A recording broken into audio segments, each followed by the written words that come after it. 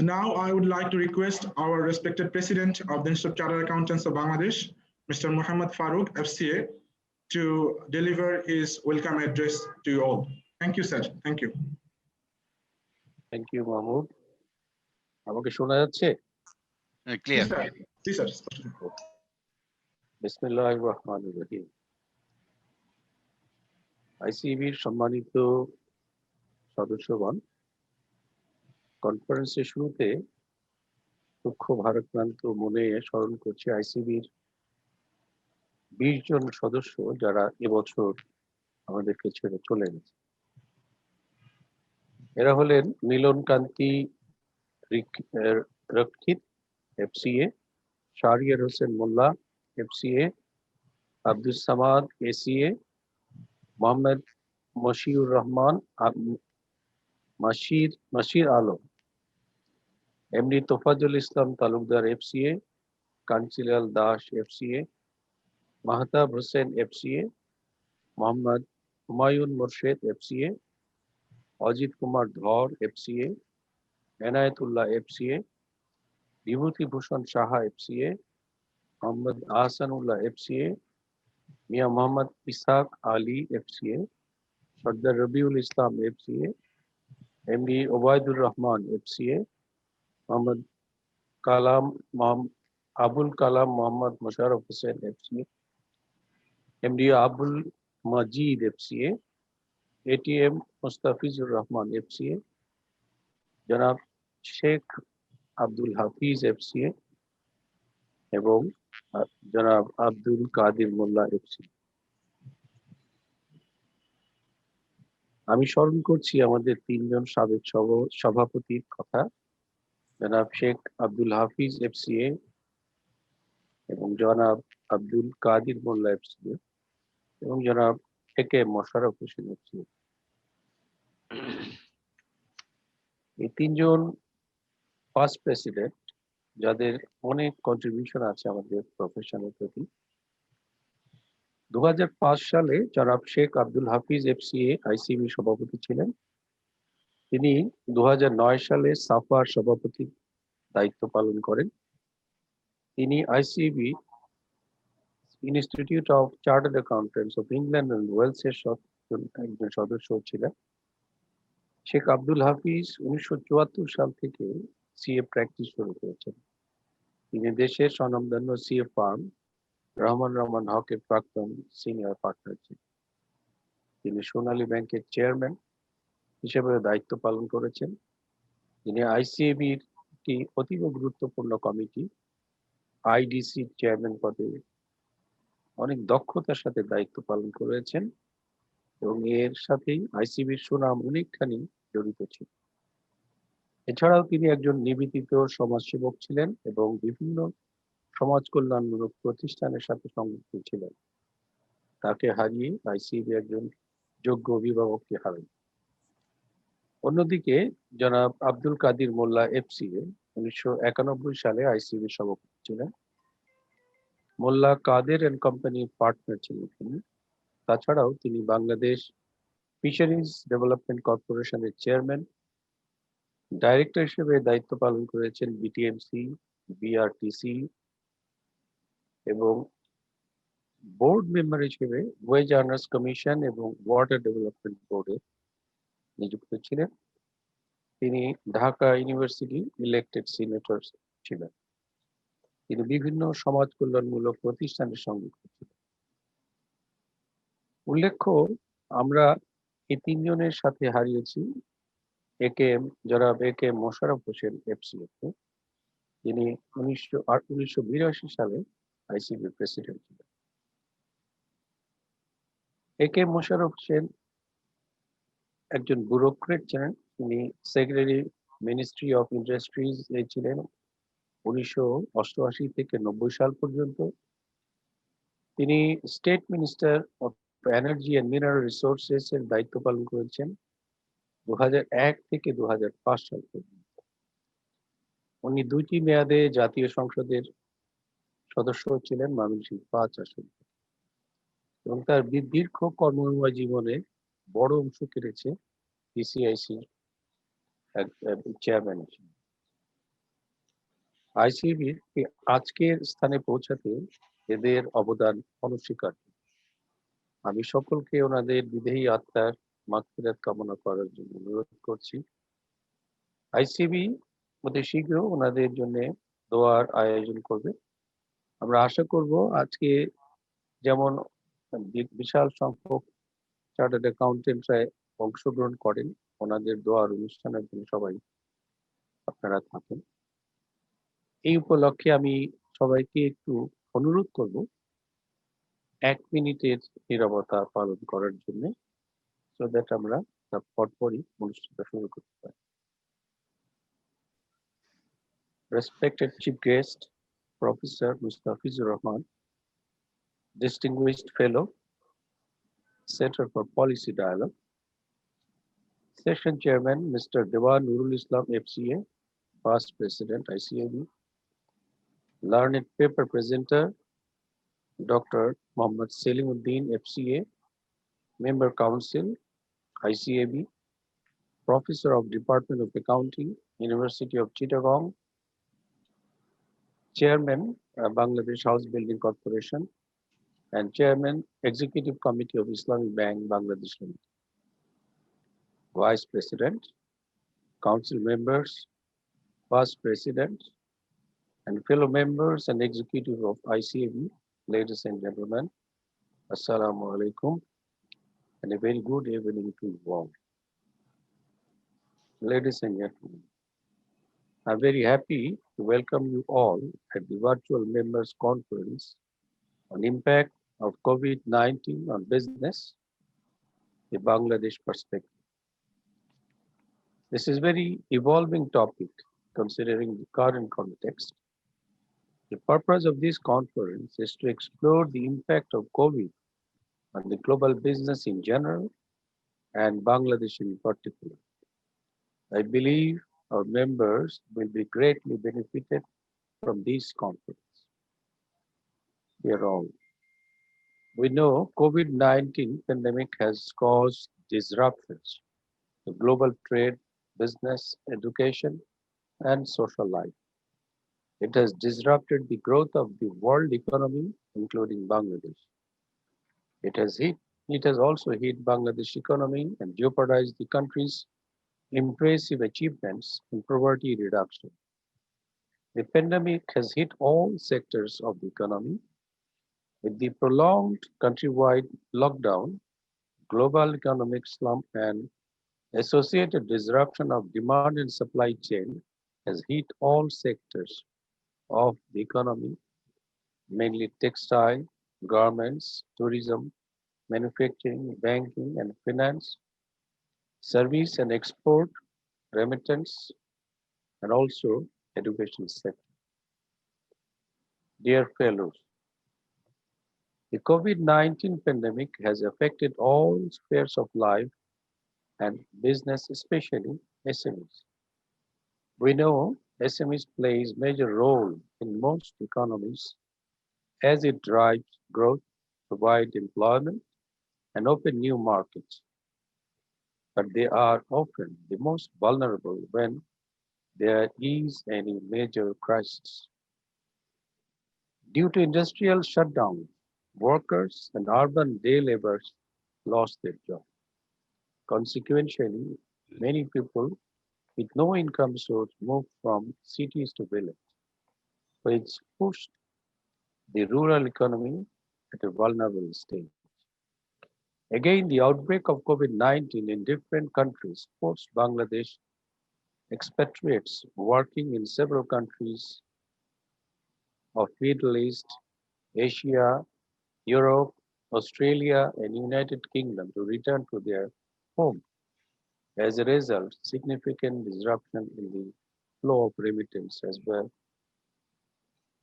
as unemployment problem has created. Tourism industry of Bangladesh as well as the whole world is facing a big disaster, and this disastrous situation will continue till the COVID situation is normalized. Sharp fall in the number of domestic and foreign tourists has caused huge financial loss of the travel and to companies, airline, travel agencies, hotels. More than 500,000 of people who are directly or indirectly employed in the tourism and hospitality sectors are facing the risk of losing their job. Dear fellows, the post COVID-19 world will not be the same again. The new normal may come up with changed lifestyle, purchasing behavior, way of doing business, and interfaces. Change brings opportunities and learnings. Post-pandemic solutions of unique problems lying from the foundation for many business ideas and shaping future of e-commerce industry. The world would be living with this virus for months and years. We still do not have a clear idea about when the impact of COVID would be reduced. We will be adapting to these changes. We must cope up and adjust our lifestyle and working procedures accordingly. If we can adopt ourselves with the new normal, we would be able to sustain at least a moderate level of growth in all sectors. Dear fellow members, the fight against COVID-19 cannot be carried out by the government alone. It will require an higher level coordination between public and private at the local and international level. I believe alone we cannot do so little. Together we can do so much. The pandemic too shall pass, and at the end there's a bright light waiting for all of us at the end of the dark tunnel. Individually, we are just one drop, but together we are an ocean. I'm firm confident that our economy will be returned back as to the expected growth level. Maybe it will take some time. We shall overcome the economical obstacles and difficulties due to this pandemic, inshallah. I'm looking forward to the meaningful discussions at today's conference. I'm fully confident that the learned paper presenter will be able to explain the issue, the challenges, and how the business will adjust to the economic disruption from COVID-19, which enable us all to understand the magnitude of business impact due to COVID-19. Respected chief guest, I'd like to I would like to take the opportunity to thank you from the core of my heart for your kind presence today, the virtual platform among us. Your presence has made the program enlightened. You are a respectful and thoughtful personality for the development of our economy and nation always. The members are eagerly waiting to listen to you as well. Dear session chairman, we are grateful to you for your kind consent and joining us as session chairman at today's conference. You have been contributing a lot for the profession over the years. Dear keynote paper presenter, I would like to thank you very much for being with us, and I hope you can reveal all aspects of the subject matter through your presentation. This is indeed a great opportunity for the participants. I believe that today's paper will enrich our knowledge, and with that, we shall be able to provide support to our members and stakeholders. At the end, I'd like to extend my sincere gratitude to the chief guest and all of you to make this conference grand success. Thank you and wish all of you all the best. Now, I would like to request Mr. Dewanur Islam FCA First President of ICAB, to moderate this session, remaining session of the conference. Ladies and gentlemen, Mr. Dewan will start. Yes. Thank you, Honorable President of ICAB, Honorable Chief Guest, Professor Mustafizur Rahman, learned paper presenter, Dr. Mohammad Selimuddin, FCA, respected Vice Presidents, Council members, past presidents of the Institute, members of the Institute, ladies and gentlemen, Assalamu alaikum, and a very good afternoon to you all. As the Honorable President of ICAB mentioned in his speech, last few days have been very heartbreaking for the members, for the profession, for the institute. We have lost many of our beloved members in last few days. And in the last few days, we have also lost three outstanding leaders and guardians of the profession, which is an irreparable loss for all of us.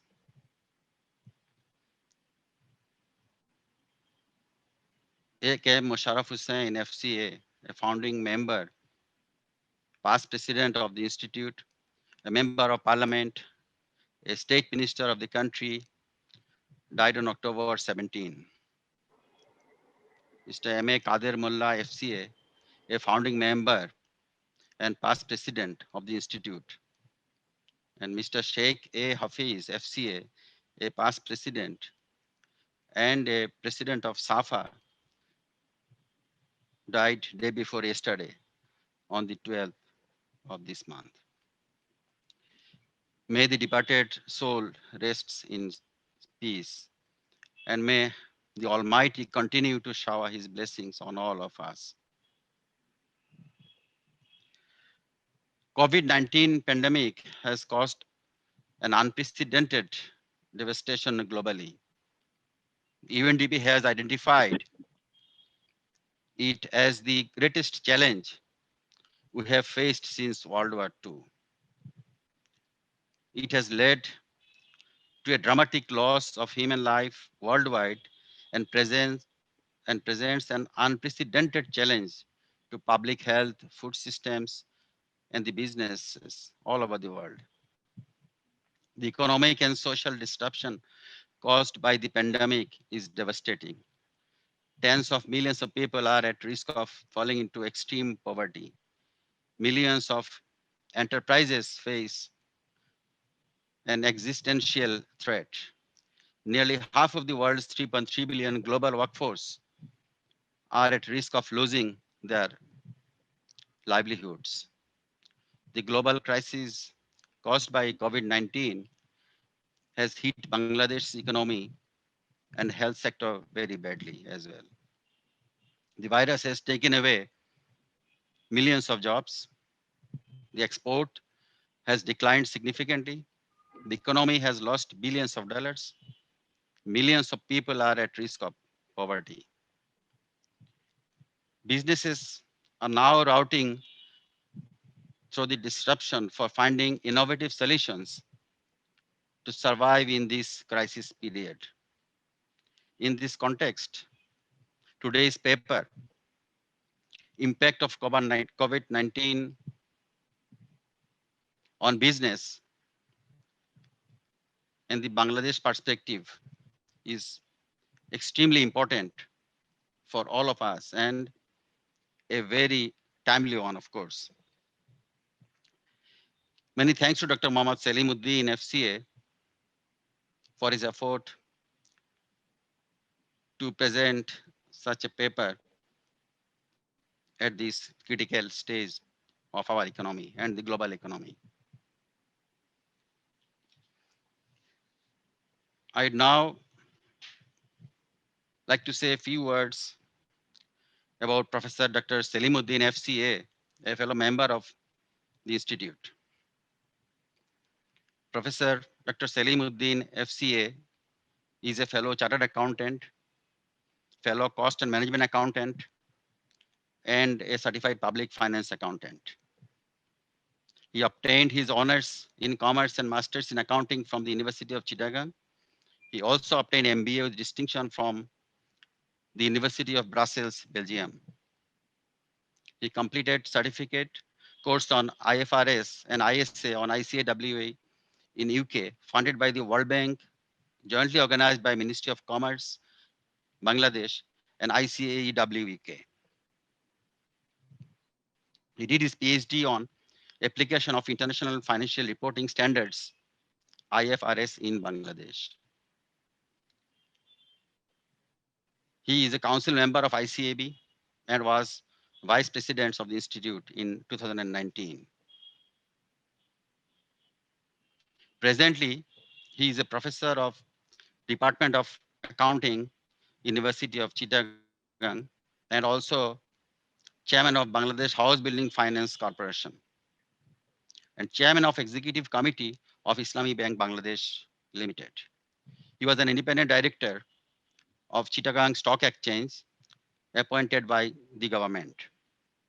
He was an independent director of Premier Bank Limited, Rupali Bank Limited, and Rupali Investment Limited. He has more than 60 research publications at home and abroad and presented valuable papers in many national and international seminars, training programs, and workshops. I now like to request learned paper presenter, Dr. Mohammad Salimuddin, FCA, to kindly present his paper. Dr. Mohammad Salimuddin, FCA. Thank you, Devan bhai.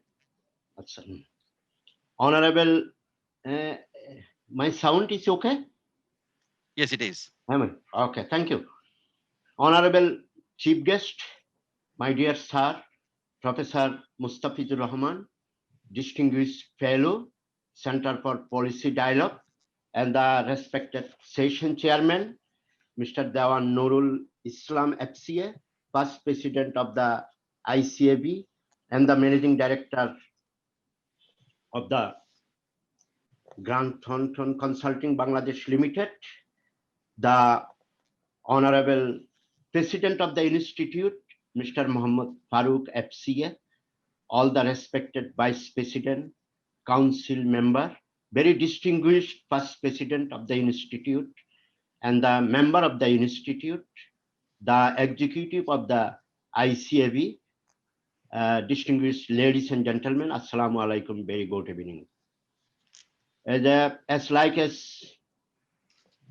President and our session chairman, before making my presentation with very heavy heart, I like to remember the very honorable, distinguished and respectable senior member we lost within a few days, especially within the 2 days before, Mr. late Sheikh Hafiz FCA, who was the president of SAFA and first president, and Mr. M.A. Qadir Mullah, first president, FCA, first president, and the founding member of the ICAB.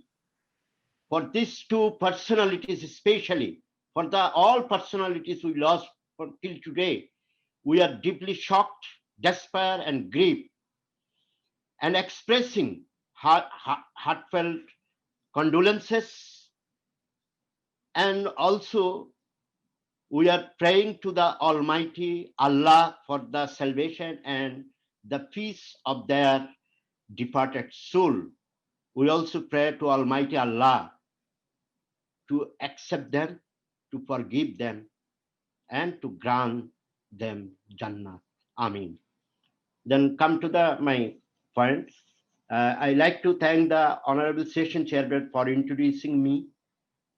And the title we just set today's presentation,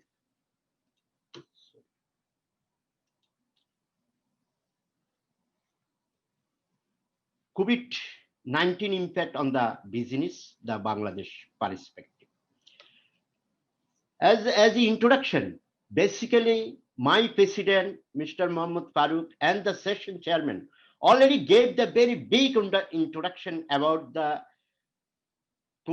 COVID-19 impact on the business. I think that introduction I can take as my introduction. This is very beautifully explained as an introductory. That's why I will not take the too much time for giving any introduction. As a rightly President and the session chairman just mentioned, due to the COVID or the coronavirus, the many weeks of the lockdown, social distancing, and the continuing tragic loss of the life and the shattering of much of the global economy actually created significant challenges to the people, to the life of the people and the organization around the globe.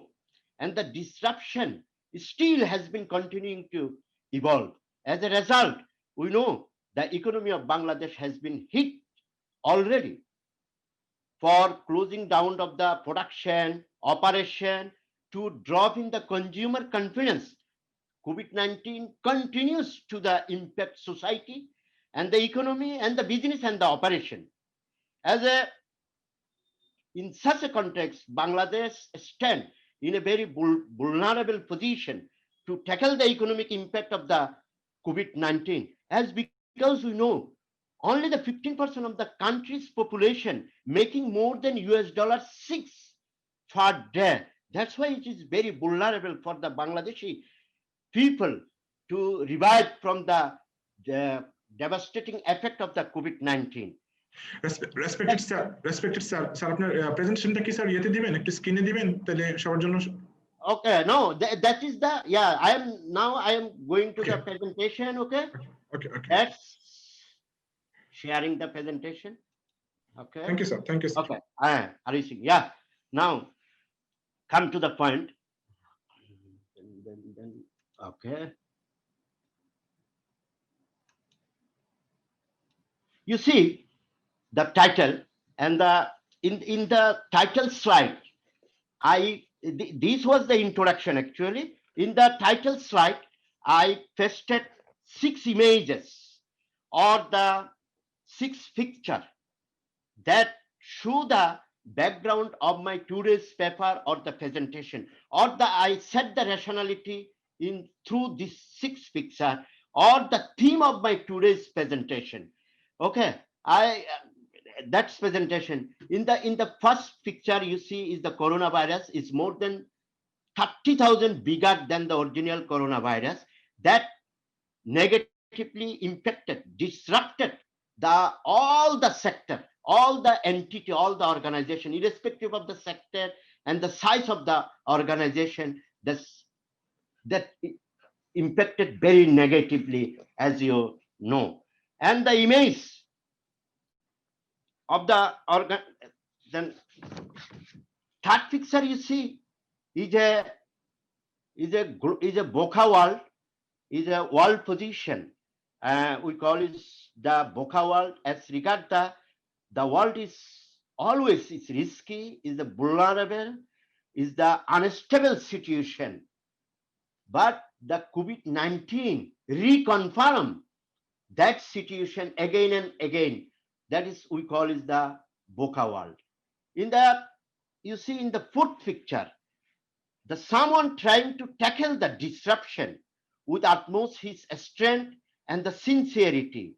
But most of the scholar is telling that you have to wait until the availability of the COVID-19 vaccine for application, as because vaccine is the single most important weapon against the disease or the virus at that setting. There is a last picture of the image is a positive impact of the COVID-19. You see, there is a great lesson that after every great depression, every great recession, crisis and war, economy will be bounced back with more and more stronger. We are hopeful. This is my concluding and the positive impact of the COVID-19 slide. Okay, in the above background, that I took the initiative, basically, I took the initiative And with the, I must thankful to the ICAB for giving the opportunity, for taking the initiative to examine the coronavirus economic impact on the business globally in general and in Bangladesh in particular. In this context, I applied the DEX research method and arranged the whole presentation with the top-down approach and highlighted the some important area in very brief way. In the presentation, I addressed the following is almost the, if you count the subsection, then 23 or 29, 28 points of discussion I just address here in my presentation.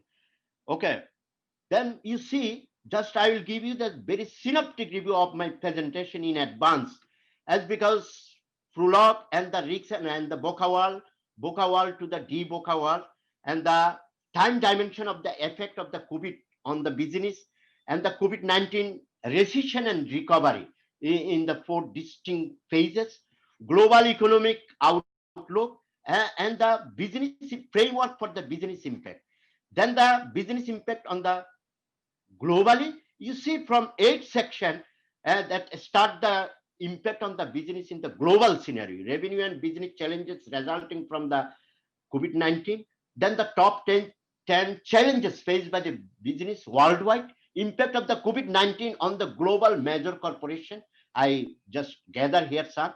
Then from point number 12 to till the conclusion, then I try to discuss about the impact in Bangladesh, COVID impact on the sectoral, in the RMG sector, pharmaceutical sector, tourism sector, SME sector, rural economic, and the Bangladeshi startup, with a very synopsis. Impact of the, then I took the initiative to just give you the some impact analysis on the export performance, input performance, industrial production, manufacturing production, and the revenue collection, and the credit growth, and the loan to the private sectors, and the remittances in Bangladesh. And 21 section I dedicated to the long-term positive impact of the economic impact of the COVID-19. Then I gathered the some great lesson derived from the COVID-19 pandemic, then followed by the conclusion. It is better to say something before going to the details presentation due to the time constraint and considering the big number of the slide. I have to be very brief and quick in my presentation, and I'm telling in advance, I will just skip the some slide. Okay, then I'm going to the, already I told the introduction is covered by both the president and the session chairman. Now come to the point, is the VUCA World, is the risks and opportunity for the business. We are, when the risks minimize, then opportunity will see in a bigger way.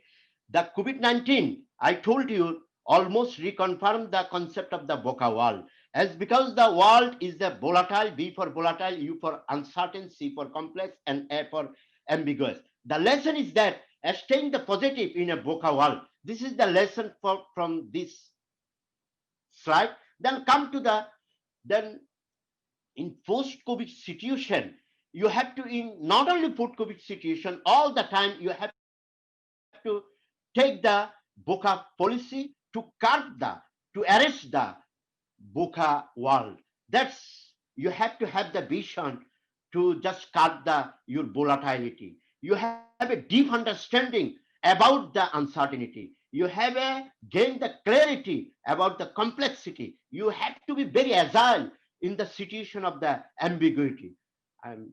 Okay, that's the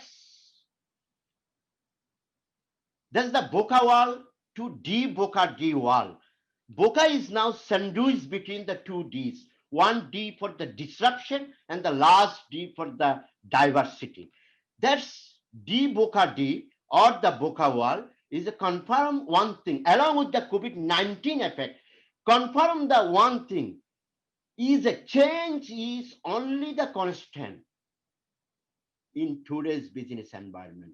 That had been confirmed by the COVID-19 again and again. And there is a lot of 6 insightful, aware leadership, awareness, aspiration, authenticity, acumen, process, and altitude. Every technique of the management or the strategic management we can use to just implement the changes required in the business environment.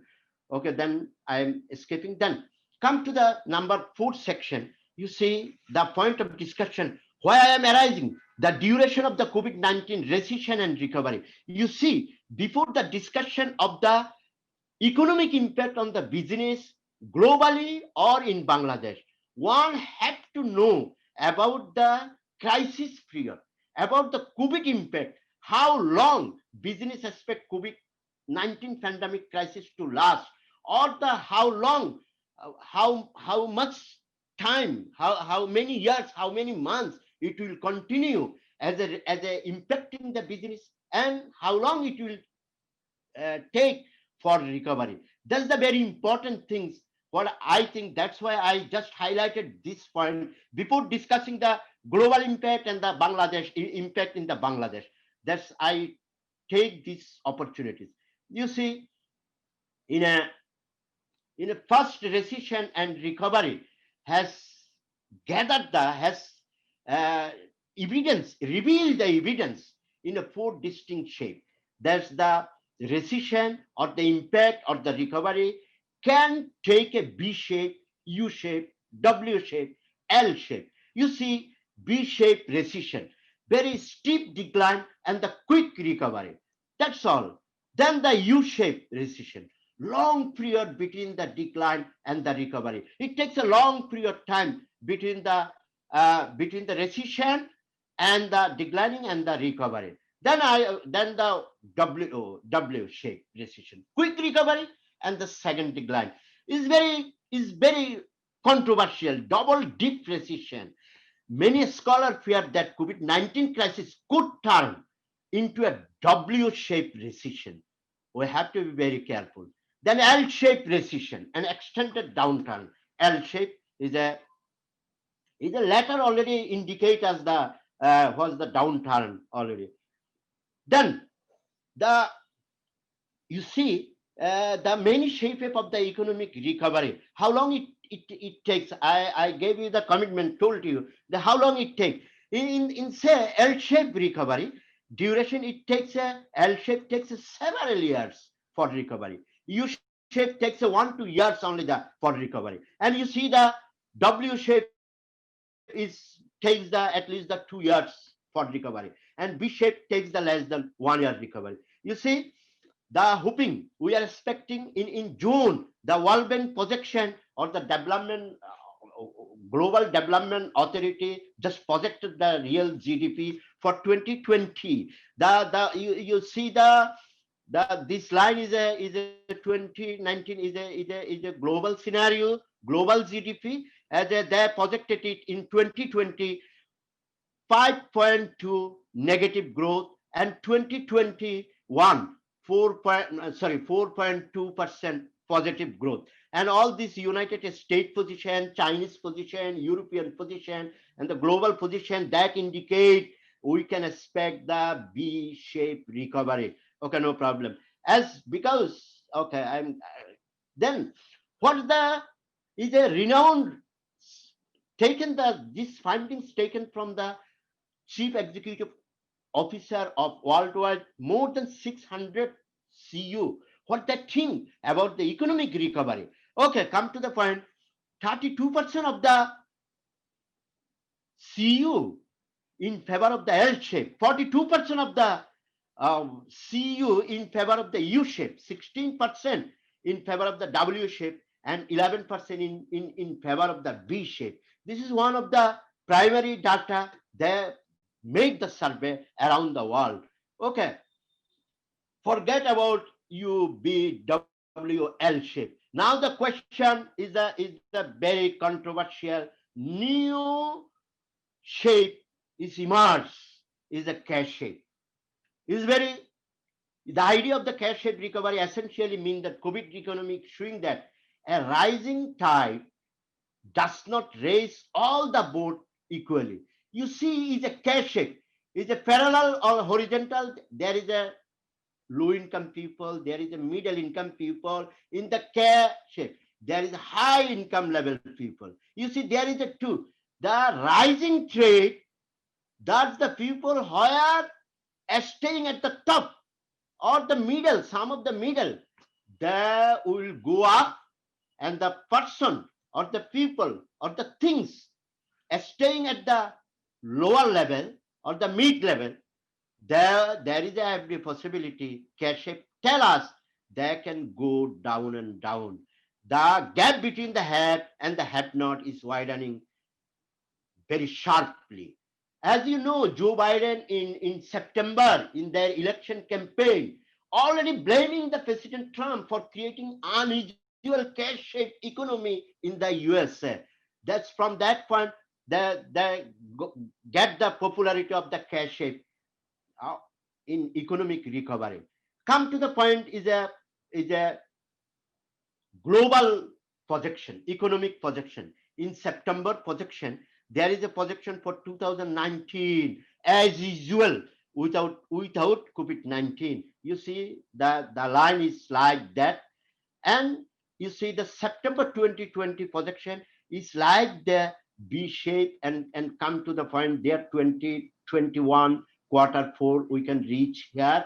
And if you compare from the November 2019 and September 2020, loss of $7 trillion for the global GDP. If you go for the downside scenario, that loss will be bigger and bigger. And if you go the upside scenario, loss will be the reduced, some extent reduced. Then come to the growth, and again June growth, 2020 global growth -49. All the development agency is after few months they're revising the global growth. Then in June you see 2020 -4.9% growth and 2020 5.4%, avoiding other thing. And in October 2020 economic growth, then 2020 that growth the 4.5 negative and 5.2 negative. Okay, that's the growth. Then this slide tells us the framework for the business impact of the COVID-19. This is the tools of the technique. Not only I'm telling the tools and technique, this is the driver of the business impact. Where the business impact, COVID-19 impact. Then revenue impact due to the economic downturn, as due to the demand reduction, as due to the rising the low income people livelihood.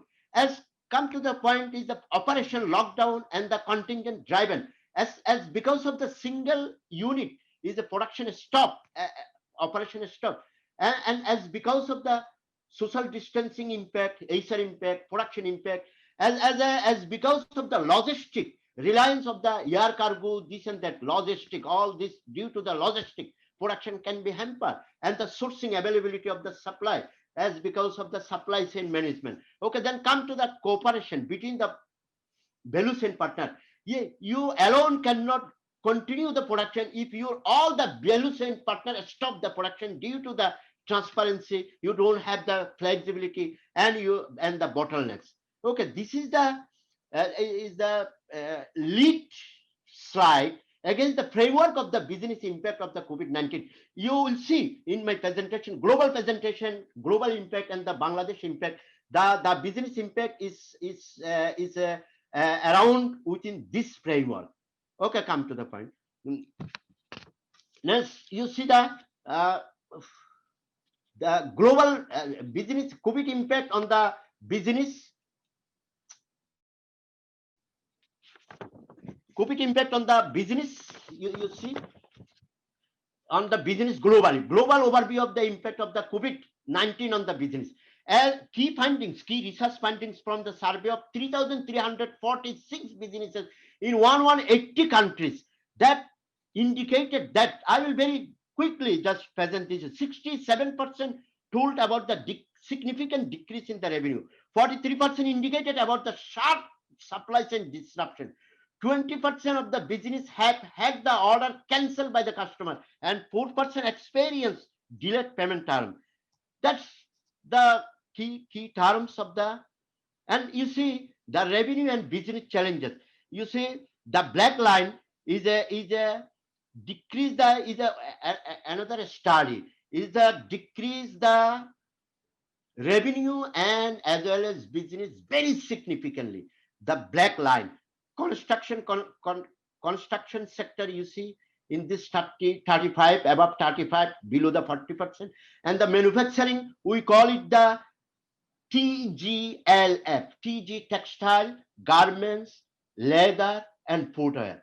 Very significantly impacted the revenue and businesses is about the 70% near. And the transport and logistics, you see the black line only, is a decrease the significantly. Agriculture, forestry, processing, port, and the cleaning. Okay, that you sorry.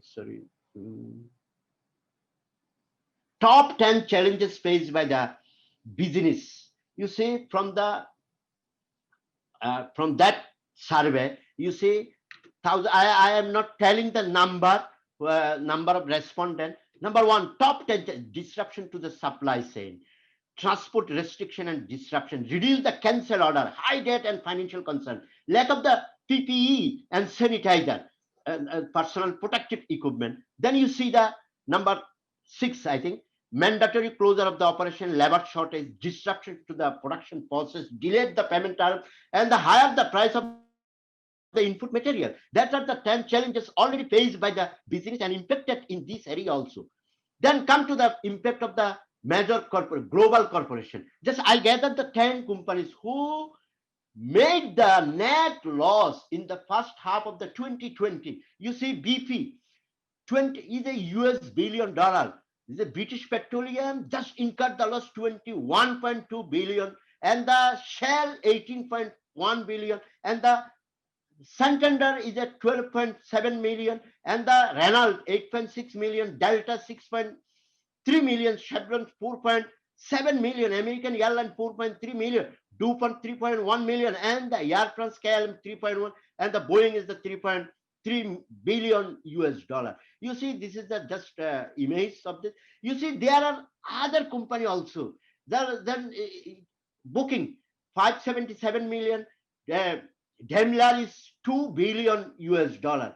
Then you come to the ExxonMobil 1.7. Then Wells Fargo 1.7. South is $1 billion. Lot of there is around 20 companies as fixer is there who made the loss due to the COVID-19.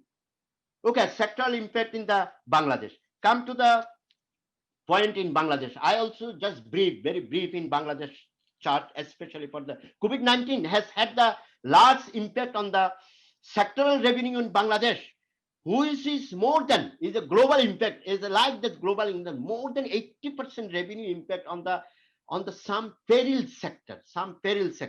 Then I highlighted the R&D sector very quickly. 77% of the apparel and the footwear industry in Bangladesh affected by the COVID-19. You see 1,143 factory out of the 4,200 factory as a loss of 3.17 billion US dollar, affecting 2.27 million workers due to the cancellation of the order to the tune of 980 million pieces.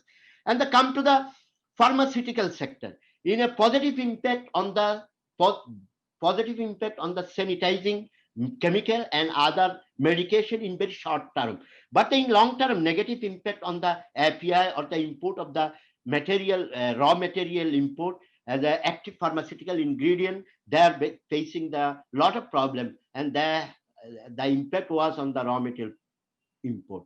Okay, then come to the point pharmaceutical. Then come to the point tourism industry. Tourism industry facing the loss of 60 billion taka and the lost and tour operator as a loss close to the 15 billion and cut the job 5,000 job already. Then going to the very quick, then already COVID impact on SME. This is very true. The SMEs occupy 80% of the current employee and 75% of the gross domestic product.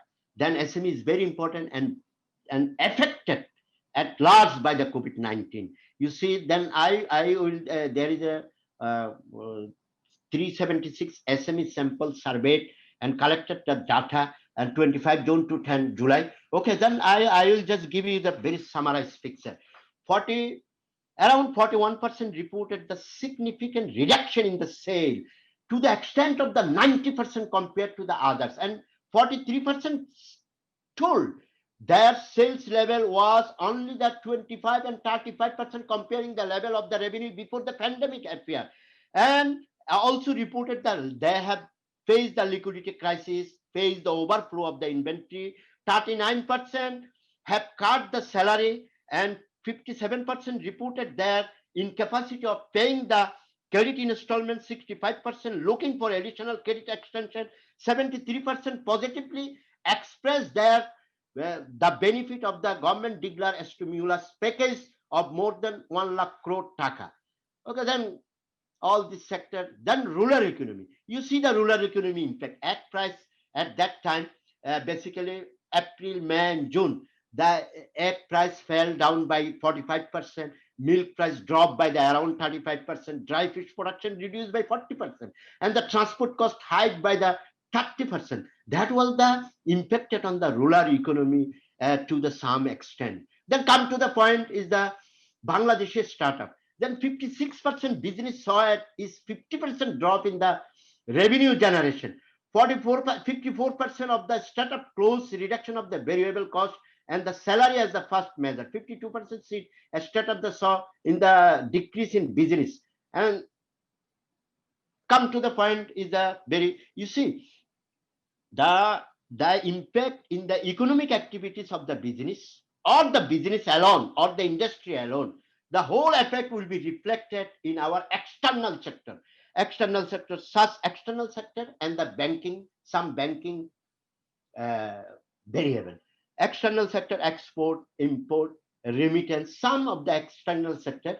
Just I took the initiative to gather the some information of 2019 and comparative with 2020 and comparative with the 2019. From January to till October, the data available that I gather all this information. You see all the red figure is the reduction level compared to the 2019. 2020's position compared to the 2019 is the red mark, the figure.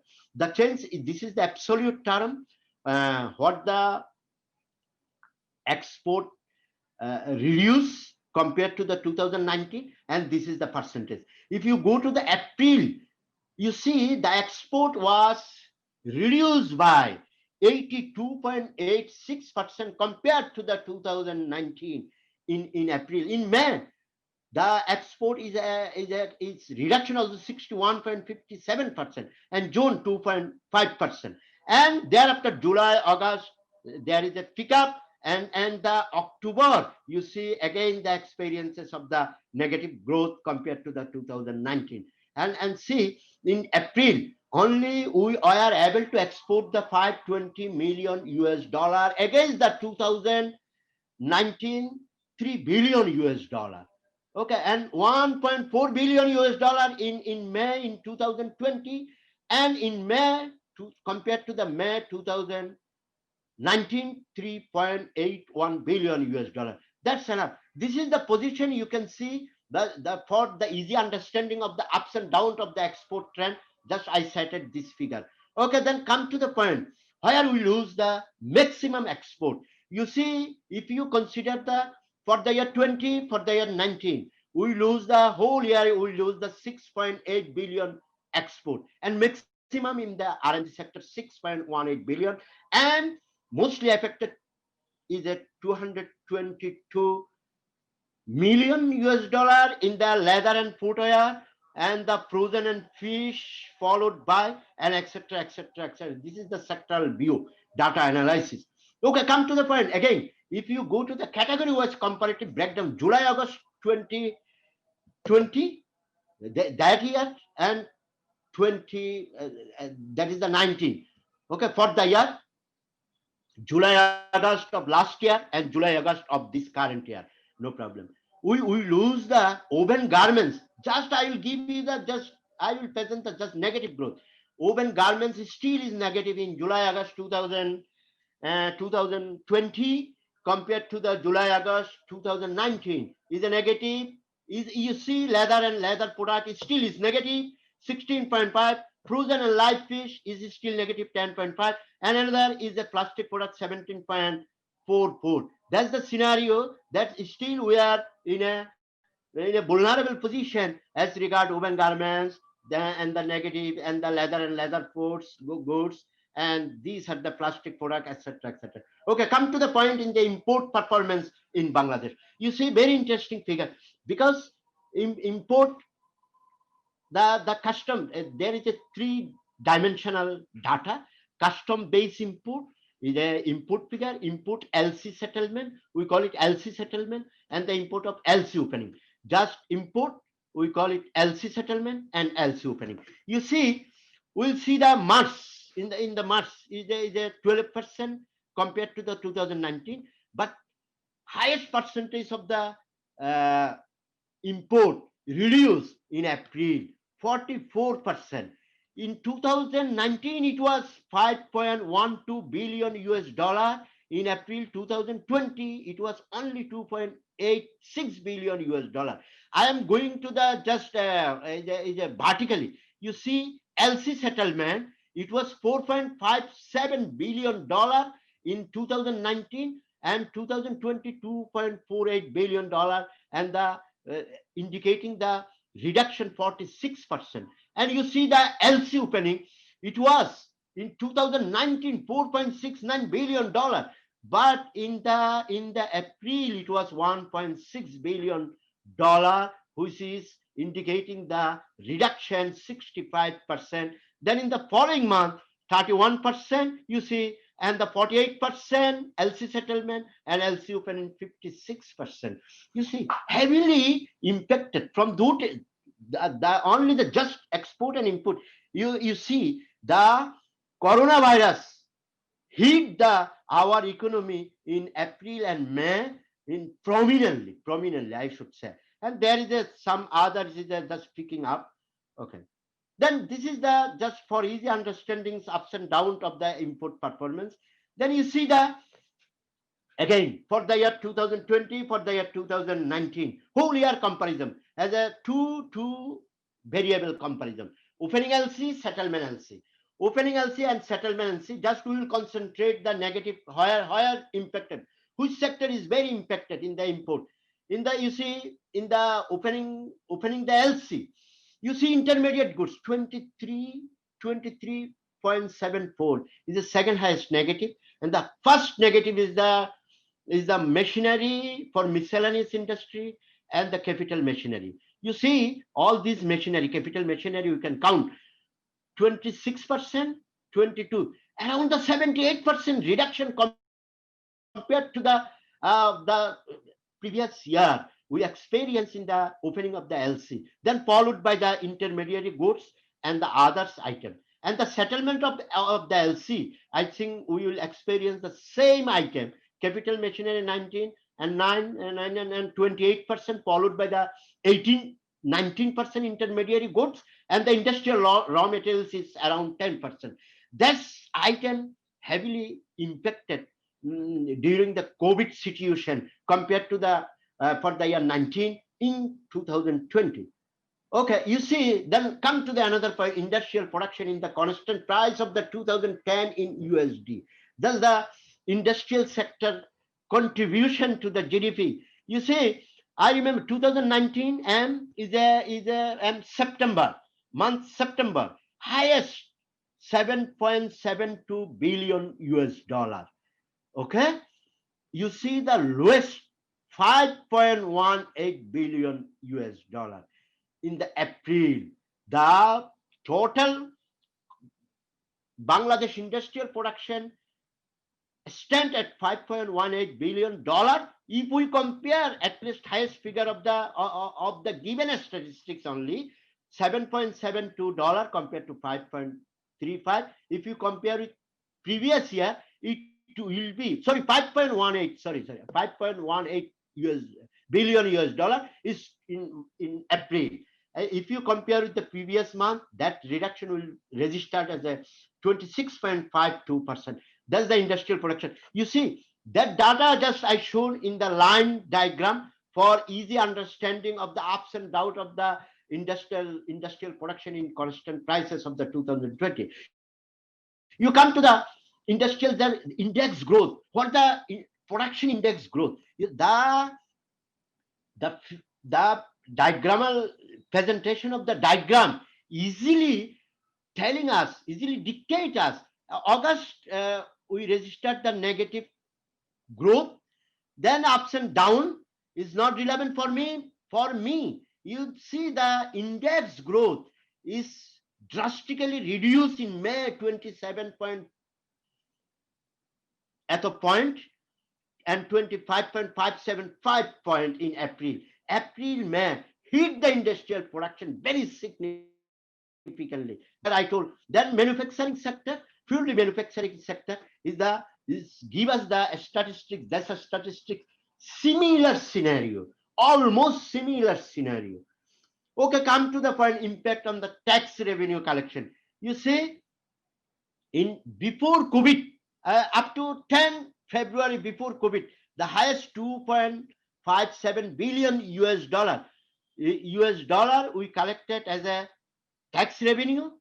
You see, in April, it has fell down 1.05 billion US dollar, and again highest we got it at 3.519 as because it is the end month of the fiscal year. Then again 1.73, 1.81, 2.33, and I have another data sheet. You see, this is the actual scenario in the July, August, September, October, 4 months scenario. We are picking up. You see, for the year 2019, July to October, the actual collection is 623 billion taka. That's for the year 2020, 650 billion taka is a little bit higher, but it still is lower if you compare with the target. Okay. Then impact of the domestic credit growth is very important. Credit growth. The credit growth registered in February 15%. Immediately in March 12%. Only, and then again 15%, then 12%, then 13%, then again 12%, then again declining September. Okay. It still is a declining 14, 13, and then I hope that for April it was effect of the stimulus package disbursed by the bank. I don't know. And then you see the impact on loan to the private sector in billion taka is a billion, 10,000 billion taka in the private sector loan. You see only in June it was compared to the June. In July it was slightly reduced, the total private sector loan. Then again impact on the remittance. As April, the lowest remittance registered. But you know, as the economy, the remittances pick up very fantastically in Bangladesh. In July, it was reached 2.59 billion US dollar. Okay, that's impact. Then come to the long-term positive economic impact of COVID-19. You see, I told you in the introduction that I dedicated one slide. There is not only the negative impact, there is a positive COVID impact on COVID impact. The negative impact of coronavirus are well known, but every cloud has a silver lining, including coronavirus. It is helping transform key area of the global economy in 5 ways. In the long term, there is a long-term implication. A more digital economy, you will see there in future, there will be the demonetization policy will come. The global supply chain will be redrawn due to the COVID. Policy reform gathered the pace. Liquidity rush in the capital market. Nature of the job will be transformed. You see, great lesson and belief and reset mindset from the COVID-19 pandemic with some lesson from the new normal. We are expecting the new normal, not the old days will coming back. To act rather than react is very good lesson. Don't react. Always act. In every literature worldwide, you will see that lesson to act rather than react. It's very important. I like it. Stop assuming that the old days will come back. COVID-19 recovery will be digital. Decisive action to be emerged. There is some point, just I'm not going through a roadmap for the post COVID-19 is a growth. Then you see a second global COVID-19 outbreak in early 2021, we can expect. Confidence is the key for the recovery. Living with uncertainty, VUCA World, policy can make the difference. A crisis like no other, and uncertain recovery. Then come to the conclusion. I will not read all the line of the conclusion. Then there is a lot of every grade. I told you in my sixth picture, in the slide, title slide. Every great global economic crisis in the first century has been followed by a period of boom. Real GDP growth in 20th century or the 21st century has been exponential.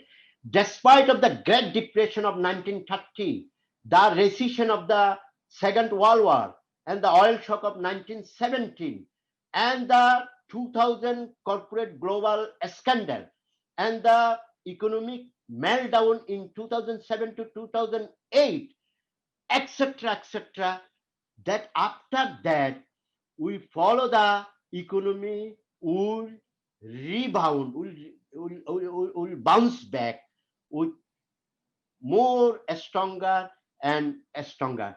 That's my conclusion. Thank you so much. Thank you for patient hearing. Thank you so much again. Thank you. If you have any question, no problem. I will try to give the answer. Thank you so much. Thank you.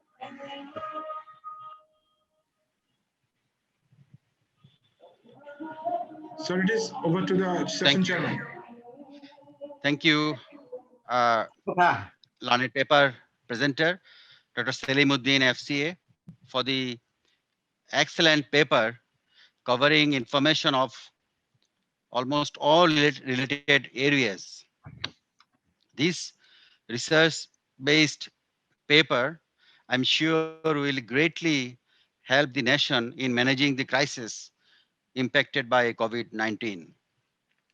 Thank you for your hard work and the excellent paper, Dr. Selimuddin. Thank you. Hello. I would now request Mr. Mahbub Ahmed Siddiqui, FCA, Secretary and CEO in charge of the Institute of Chartered Accountants of Bangladesh, to coordinate the question and answer session. Mr. Mahbub, over to you, please. Thank you, sir. But we have not actually yet received any question in the chat box. Basically, we have received some comments on the paper, but not directly any question. So, respected members, you can raise your hand, or you can now you can write your question in the chat box, or you can raise your hand. We can then allow you to ask directly, please, if you have any question.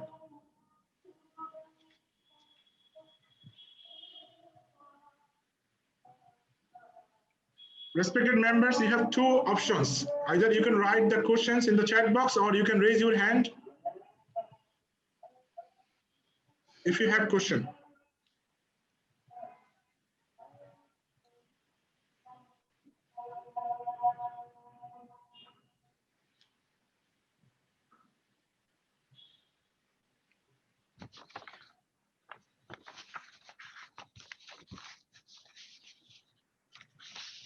If there is no question, should we now move and listen from the honorable chief guest, and then is that all right, or we should be waiting for some time for the questions from the members? I think so. I think so. We can actually move on, because there are some comments on the paper, but there is no specific question. So I think we can actually skip. Okay, then maybe there may be more questions. Okay. Yeah, well, I was very brief for giving the more time. Our chief guest, my honorable sir, Yeah. So, Professor Mustafizur Rahman. Okay, That's why I was very brief Sir, for hearing from Sir. Yes. sir, Okay, respected. I have one question. Yeah. From 1310 Sheikh Ashik Iqbal. So I request, okay, I'm just Sheikh Ashik Iqbal, I asked to unmute. You can please unmute your microphone and you can ask directly the question.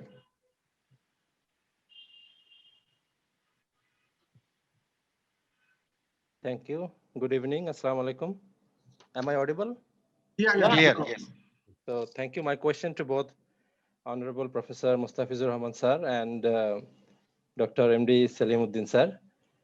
We have seen that the corporate CEOs so far, they have been emphasizing on cost arbitrage and strategically positioning their business based on cost arbitrage.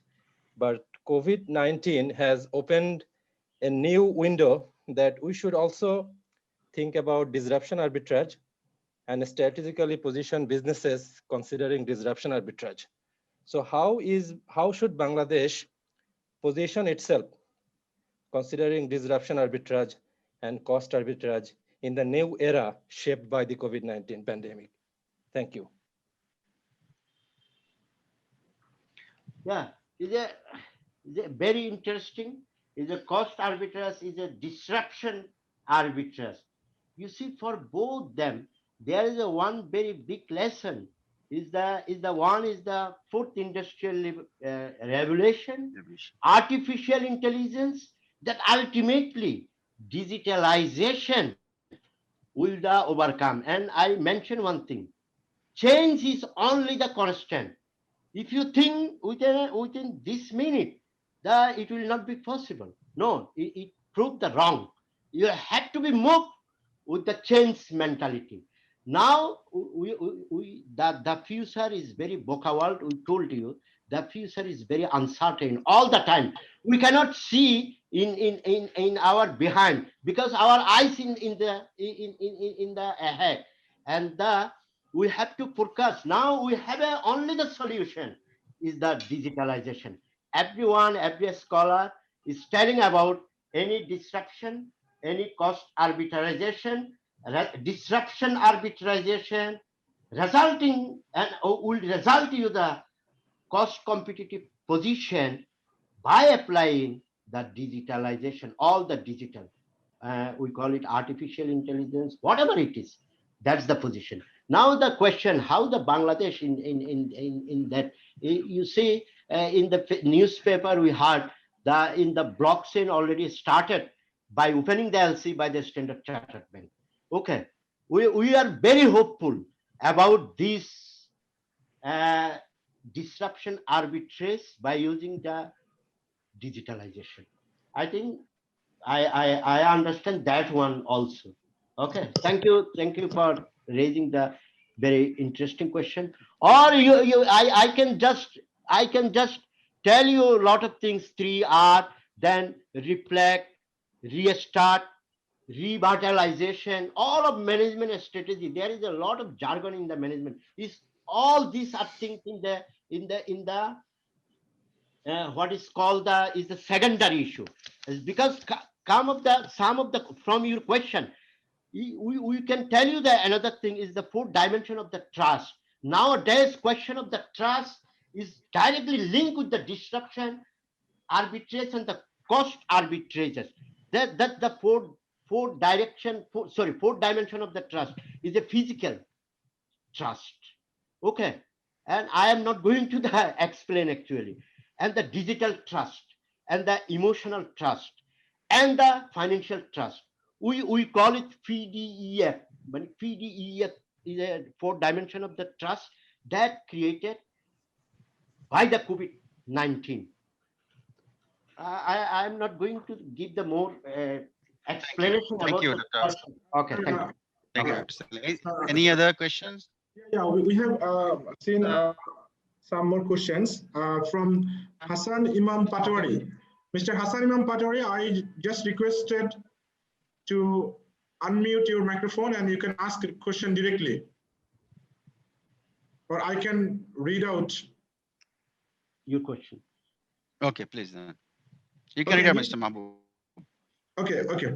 So his question is, what is the main reason of negative growth of oven-based garments, rather positive growth nightwear-based garments? What is the main reason of negative growth of oven-based? Yeah, I understand, Mahbub. I understand. Basically, is a question for the research again. Okay, no problem. But we can just assume then the order of the neat order is much higher than the oven order. Okay, or the most of the order we receive in the oven sector unfortunately cancel that order. It may be as because of the truth is need to find the more investigation with the garments owner or for their production statistics. Okay, I'm sorry, not giving the absolute. I can just give you the hints only. Or maybe order cancel, maybe order received too low compared to the neat garments. That's all. Okay. Another question from Thank one of our respected member, one of our respected members, Mr. Rahman Shamsi. I have requested him to unmute his microphone, and please, you can ask the question directly. Thank you. Can you hear me? Yeah. Okay. So thank you, clear. honorable presenter, for the for your paper. And I have a question. This is related to our economy and our health sector. And I would request honorable session chairman, Professor Mustafizur Rahman, also to please make a comment on that in his turn. Is that we have realized through our nose where we are in terms of our health sector's readiness to take care of the nation's 170 million people. Well, this COVID, we have learned that will stay with us for a pretty long time, at least in the foreseeable future. So from the economic planning point of view, how do you see, or how do you suggest that our government or our economy should invest in the healthcare in the coming year? Thank you. Thank you. I think he asked the sir can answer, or I can just tell the something. Yeah, health is the precondition of any economic activities. There's no doubt about it. From the developed country, if you start from the USA to the Bangladesh and Nepal or Bhutan, is very least developed country. Everywhere you will find the very big gap between the health and the readiness of for the economic activities. The COVID-19 that give the great lesson about the health sector, and in Bangladesh, government already sanctioned a lot of amount, 10,000 crore taka for immediate for the investment altogether, as because the 49 sector in 49 secretariat or the 49 ministry is working with the not only the health sector, is working on the public health improvement. I can tell the government already immediately 10,000, but still there is some mismatch. We should notice by the newspaper that what are we are noticing from the newspaper and media is that you can take it as we are going to the developing this sector. If you don't receive any information, positive or negative, then that sector will be you treated as a silent. So government is giving the more emphasis, realizing the lesson from the COVID-19. Rest of the things, that's my observation. Rest of the things I will request to sir, our honorable sir, to answer it. Okay. Thank you. Mr. Mahbub, so another question actually we have received from Mr. Didarul Islam FCA, his enrollment number 1617. Mr. Didarul Islam, I'm requesting you to unmute your microphone and you can ask directly, please.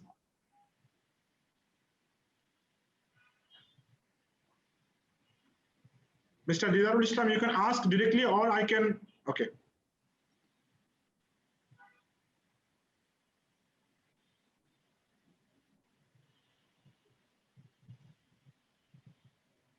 Or you can read out. I mean, easy. Okay, his question is, do you think whether NPL, non-performing loan, will significantly increase in banking sector after the end of deferral period on 31st December 2020?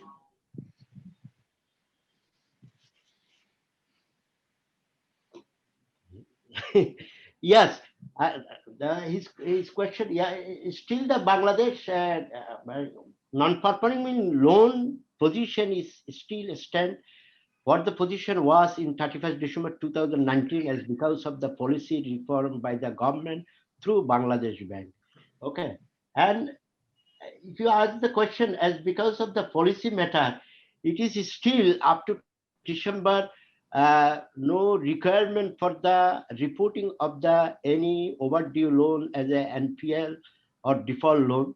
So you can take the 2019 31st December position still will be okay in 31st December 2020. Okay. I have seen 3 raised hands, but I'm not sure where Mr. Mohammed Kamruzzaman. I'm asking you to unmute your microphone, please, if you like to ask anything. Mr. Mohammed Kamruzzaman, you raised your hand. You have raised your hand. So do you like to ask anything? I'm just trying to unmute you. Mr. Mustafa Waki Chaudhry and Mr. Muhammad Johar Islam. I'm not sure whether it is. Okay. Please, যদি না থাকে স্যারকে দিয়ে Let's yeah. Sir মানে স্যারের টাইমের Any other questions? Or যদি না থাকে থাকলে এখন still we are ready to Mr. Mahbub? Thank you, sir. I think Okay. there is another question. Just I can read out the Mr. Mutalib Hussain FCA. Okay. It's a simple question, so I can read out. His enrollment number is 950. Is there any positive learning from COVID pandemic? Very, very common and simple question. So this is the last question, right? There is a 21 number section. Yeah, I told you the positive positive impact of the COVID. Yeah, 5 point I already told them. He skip, I think, that position. Again, I read out this. That's the point.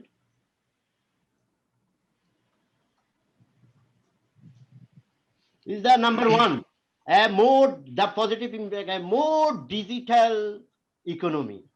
Global supply chain will be drastically not the transform, not the reform, redrawn, transform.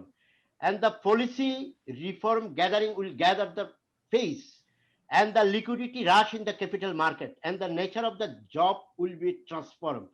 That from literature review, I got that 5-point positive impact of the COVID-19. For my, there is my limitation also. Just I go through the some selective literature. That literature I gathered from March when the pandemic start. Then I make the holder of the COVID pandemic, economic, business in my desktop. When I get the time, then I gather all the information in my desktop. Okay. Then from that literature, Dex research, this is only. Then I got this point only. Okay. And rest of the positive impact, sir will discuss, no problem. Okay, thank you. So this is the end of the question and answer session. Thank you, sir. Thank you very much for allowing me. Thank you. Okay. Now it is over to our session chairman, please.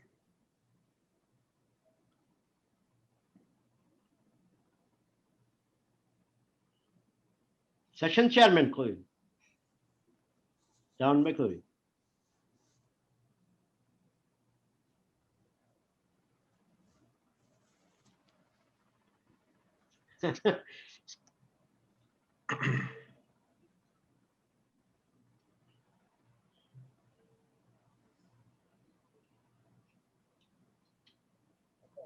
হ্যাঁ sir, ওই যে এখন আপনি wrap up করবেন তো?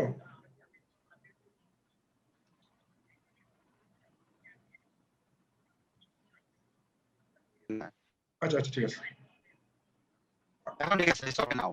I tried to unmute, but এখন হয়ে গেছে। হ্যাঁ, ও মনে হয় কিছু করে রাখছিল। Okay. Okay, thank you. It's okay now. আচ্ছা। Respected ICB leaders, members, ladies and gentlemen, we cannot think of a better qualified person than Professor Mustafizur Rahman as chief guest for this paper. We are extremely grateful Right. to honorable chief guest to manage time despite his very, very busy schedule. We know Professor Mustafizur Rahman does not need any introduction. However, I would like to take this opportunity to say a few words about Professor Mustafizur Rahman. I'll be very, very brief because we want to hear from the honorable chief guest. Professor Mustafizur Rahman is a distinguished fellow at the Center for Policy Dialogue, CPD, a leading think tank in Southeast Asia. Prior to this, he was executive director of the CPD during 2007 to 2017.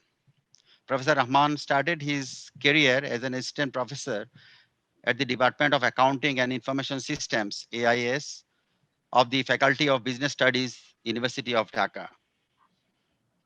Having taught for 25 years, he took voluntary early retirement from the university in 2012 to work full-time at the CPD. He was awarded the prestigious Ibrahim Memorial Gold Medal by the University of Dhaka for excellence in research. He is currently a Senate member of the Dhaka University and a syndicate member of the BRAC University. Dr. Mustafizur Rahman did his master's in economics with distinction from the Kharkov State University, Ukraine, and PhD in development economics from Moscow State University, Russia. Professor Rahman has undertaken postdoctoral research at several reputed academic institutions, including the Oxford University and the Institute of Southeast Asian Studies, Singapore, as a visiting fellow, Yale University as a senior Fulbright fellow, and Warwick University, UK, as a postdoctoral fellow. Professor Rahman has carried out research works in collaboration with a number of international organizations and institutions, including the UNDP, the World Bank, ADB, ODI, European Commission, and ILO. Professor Rahman's area of interest include Bangladesh fiscal monetary policies and macroeconomic performance, trade policies and reforms, globalization, and regional trade arrangements, SDGs in Bangladesh, and graduation challenges of LDCs. He has published widely in professional journals, both in Bangladesh and committees set up by the government of Bangladesh. This includes WTO Advisory Committee, National Coal Policy Review Committee, Regulatory Reforms Commission, Committee to Review National Sustainable Development Strategy, National Task Force to monitor the impact of global financial crisis, Consultative Group of Economic Relations Division, ERD, and many other committees. Dr. Rahman has served as a member of the panel of economists for Bangladesh's 6th and ongoing 7th five-year plans, and is currently a member of the panel of experts for the second perspective plan of Bangladesh 2021-2041. I now humbly request Professor Mustafizur Rahman to kindly address the audience. Thank you, Honorable Chair, for that very long and very generous introduction. Yeah, Honorable President of ICAB, Mr. Mohammad Farooq, FCA, Honorable Vice Presidents and Office Holders of ICAB, members of ICAB, very distinguished audience, And particularly would like to mention our keynote speaker, Dr. Muhammad Salimuddin FCA, for his, and would like to compliment him for his excellent presentation, but I will come to that later on. Let me begin by also joining you all in expressing my deep condolences for the ICAB members and past presidents who have passed away. I share your grief and would like to express my sincere sorrow at the passing away. Also, let me very humbly register my deep appreciation of this very kind invitation to be the chief guest at this very important session that we are now carrying on. And I think that it is very timely, and it goes with ICAB's very distinctive activities, which always try to focus on important issues. And I have been associated with ICAB for long and in many capacities. And I would like to consider myself to be a member of the greater ICAB family as well. I would like to take this opportunity also to express my appreciation for the very good work that ICAB conducts, the professionalism with which it conducts. And I am associated with many other organizations, but I have seen that ICAB is really, it stands apart for its professionalism, for its good work to advance the interest of its members. And I have always had deep appreciation for that. So thank you very much. And as I was mentioning, I was really impressed by the very hard work that Professor Salimuddin has put in to put together this excellent presentation. I have gone through all the 76 slides, and I think that each of the slides merits long discussion. But I will touch on some of those and some of the questions that our audience have come up with. Now, let me begin by saying that COVID-19 is a triangulation of three disasters. Is humanitarian disaster, it is economic disaster, and it is a health disaster. And although Bangladesh economy, as was mentioned by the chair and at the the welcome comments, that there are reasons for us to be very proud of the achievements that we have attained over the last decades. But at the same time, we also have to concede that the COVID has shown that the shock absorption capacity of our economy is weak in many important areas. So let us also take lessons from that. And let us also recall that before COVID struck, and Dr. Salimuddin has mentioned, even before the COVID struck in March, we have seen that for the first 7-8 months, our export was in the negative terrain, our import was in the negative terrain, our economy was facing a lot of problems, even before the COVID struck in March, particularly our economy. So I think that the inherent resilience of the Bangladesh economy, that's where we should put our focus on as we prepare ourselves for the post-COVID future. So what we have seen in the context of COVID, that suddenly we have found that millions of people have come down below the poverty line. Our poverty, percentage of people below the poverty line was 20%, and then it suddenly came down to 40% below the poverty line. So the numbers went up by about 2.5 crore. And we have also seen that inequality had increased because of COVID. Income inequality, consumption inequality, asset inequality. So we are passing through a number of problems, if we cannot address those, the footprints will make our future very problematic and challenging. So let us remember that.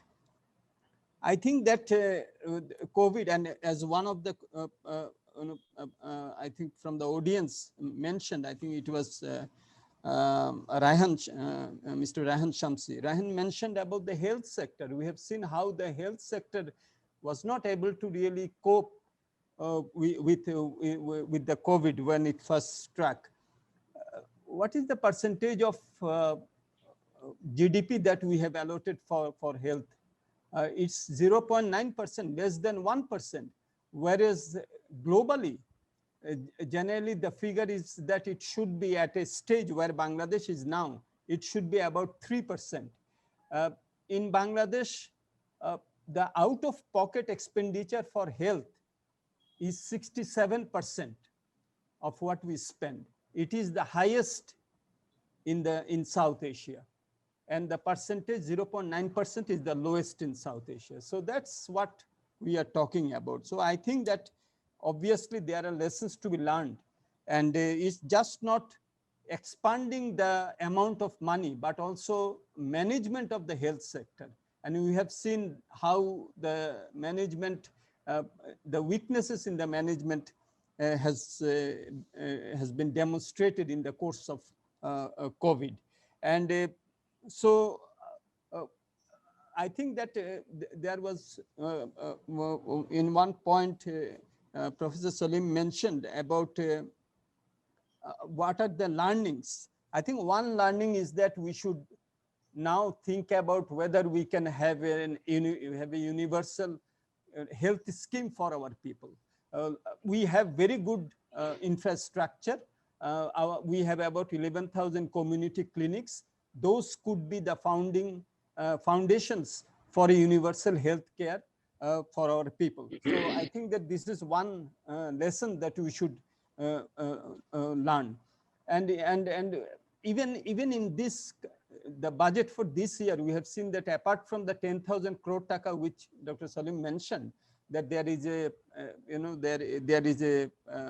there is an allocation for health emergencies. But if you look at the budget itself, that has not really increased any significantly, even though we have had this experience. So I think that we should have a rethinking about not only expenditure, but also the health sector management.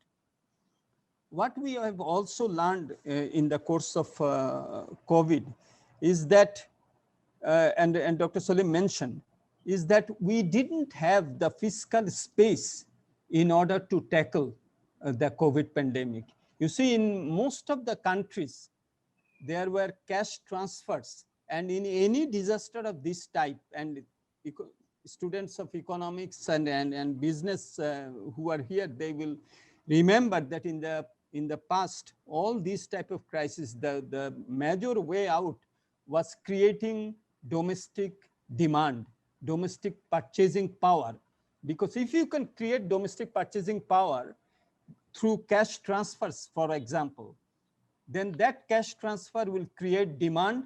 That demand will create supply response. That supply response will create supply side,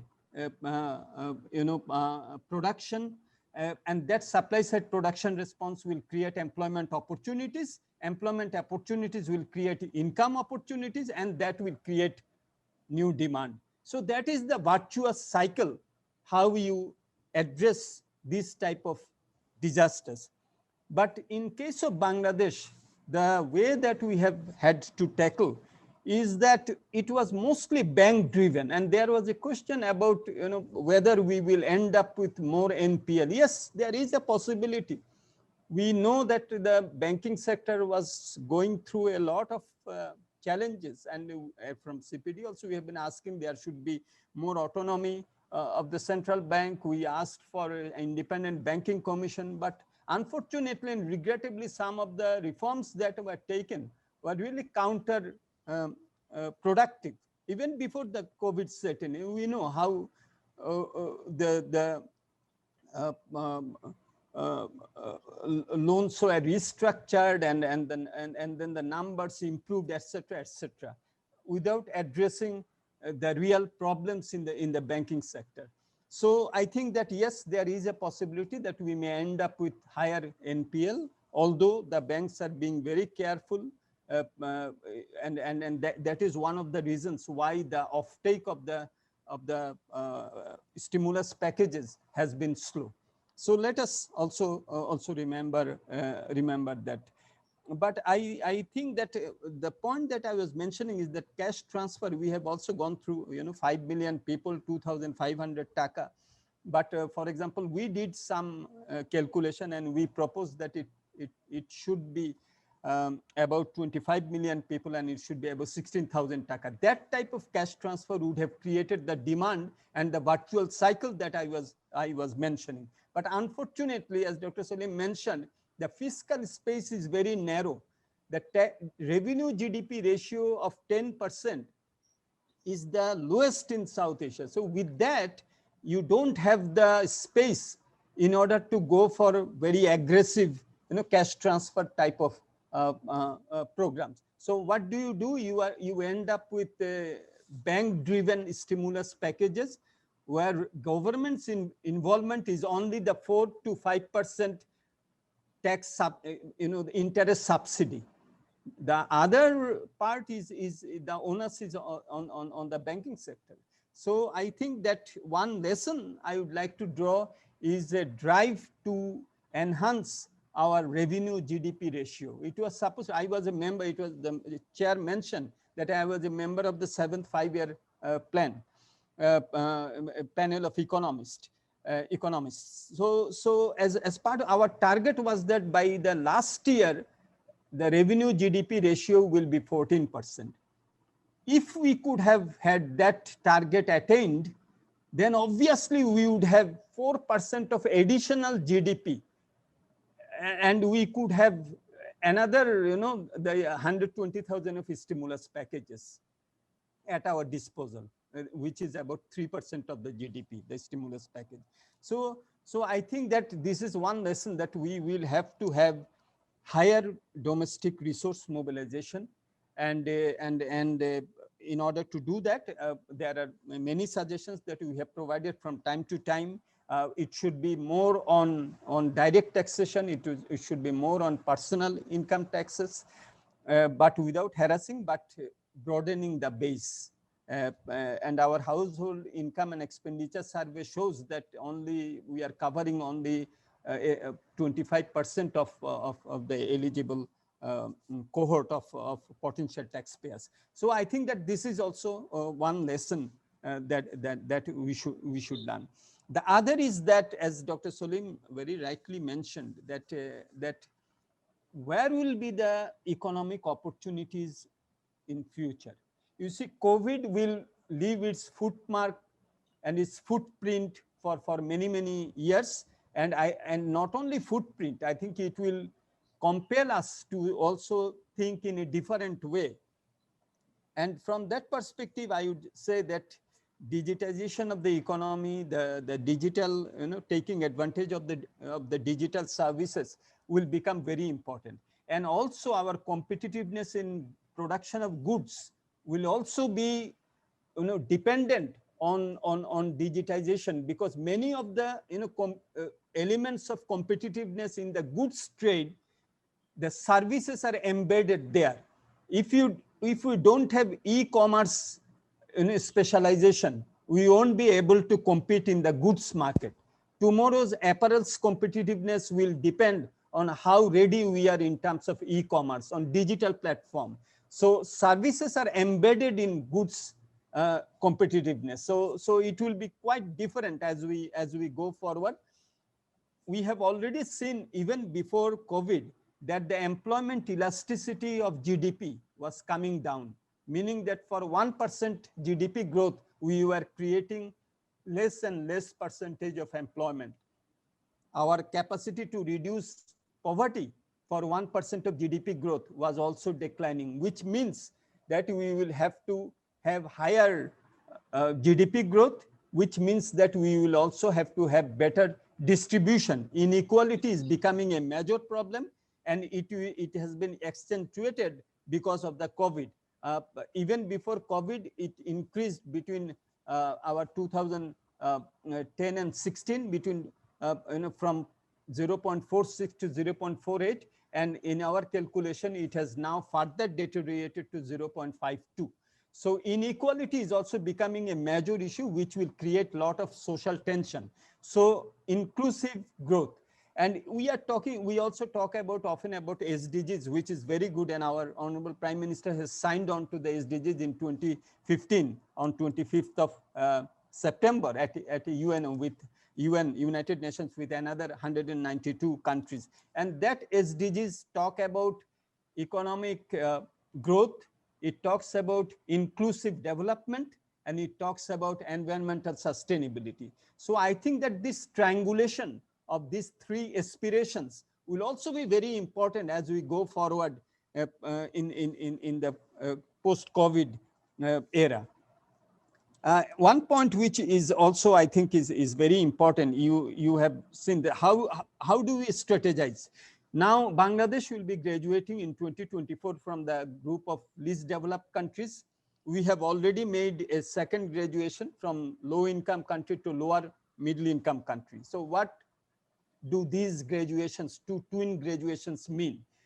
LDC graduation will mean that we will not have the market access, preferential market access that we are currently enjoying as an LDC, as a least developed country. Our middle income graduation will mean that our cost of borrowings will go up because we are no longer low income country, we are lower middle income country. So cost of borrowing will go up. So you see, as we move forward to our near term future, these graduations will have important implications. You have seen how, for example, today the 15 countries of East Asia, along with China, Japan, Australia, New Zealand, and 15 countries, they are signing RCEP, world's largest trading arrangement. And who are the members? Many of the members are the graduating LDCs in East Asia. It is Myanmar, it is Laos PDR, the other LDC is Cambodia, so East Timor, Timor-Leste. So all these countries are strategizing how to take advantage of regional cooperation, regional integration. Now we should give credit to this government that it has gone for a lot of initiatives in terms of deepening connectivity within the South Asian region.